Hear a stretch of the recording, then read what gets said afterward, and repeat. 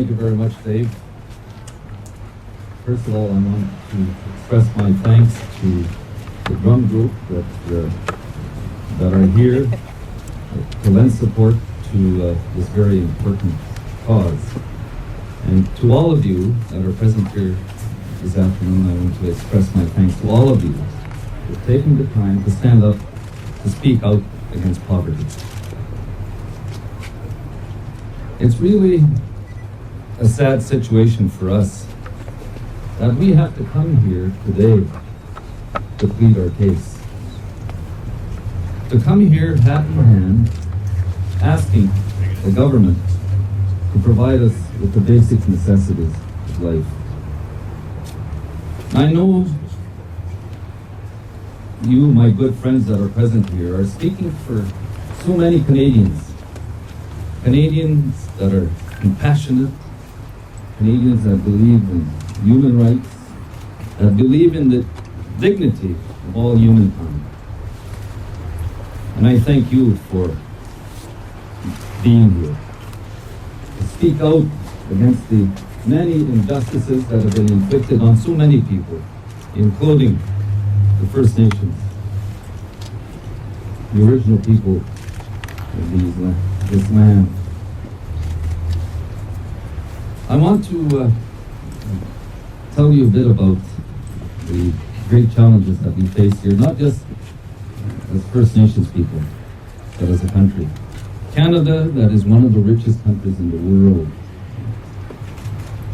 Canada and the federal government that has achieved incredible economic standing in the world. Surplus after surplus, year after year. Now, in the last 10 years, it's about $100 billion. In the midst of this incredible poverty, that we would have so many people that live in the most dire circumstances, that experience grinding poverty every day of their lives. There's absolutely no good reason why anyone should be forced to live in such difficult circumstances. And so we call on all fair-minded, compassionate Canadians that believe in human rights, that believe in the dignity of all peoples, to stand with the First Peoples here. To call on the government to do the right thing, for all Canadians. To stand with us, to deal with the single most important social justice issue faced by Canada, which is First Nations poverty. Do you know that there are approximately 100 First Nation communities that operate under a boil water advisory? Do you know that our communities face a serious housing crisis? That's been described by the Auditor General. This is not just our story.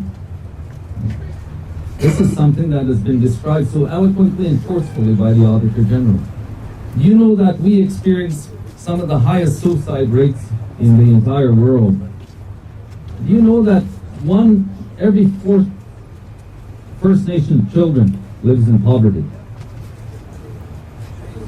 There are so many manifestations of the poverty that is being experienced by our people. And there is no reason for that. No good reason. So we ask you, brothers and sisters, to stand with us. To call on your government to do right by all Canadians, including our people. Stand up and make First Nations poverty history.